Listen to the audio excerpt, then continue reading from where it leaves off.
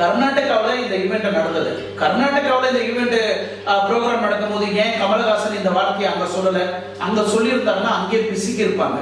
நான் என்ன சொல்ல வரேன்னா, தமிழ் பெருசா, கன்னடா பெருசா, தெலுங்கு பெருசா, இல்ல மலையாளம் பெருசா அப்படின்னு பாத்தீங்கன்னா அந்த டாபிக் கூட நம்ம உள்ள போக தேவையில்லை. அவன் வீட்டுல அவன் தாய் அவனுக்கு கடவுள், அவன் வீட்டு தாய் அவனுக்கு கடவுள். அவன் தாயை பத்தி இன்னொரு நாட்டுக்காரன் தப்பா பேசினா நம்ம சும்மா விட்டுருவோமா? யாரும் விட மாட்டோம். இதே தமிழை பத்தி கர்நாடகாவில் இருக்கிறவங்க கன்னடால இருந்து தான் பிறந்தது தமிழ் அப்படின்னு சொல்லிட்டாக்கா அந்த இடத்துல நம்ம சும்மா விட்டுருப்போமா? இல்ல அந்த இடத்துல அவர் சும்மா போக விட்டுருவோமா? அந்தந்த நாட்டுக்காரனுக்கு அந்தந்த ஊருக்காரனுக்கு அவன் மொழி மேல பற்று ஜாஸ்தி அதிகம்.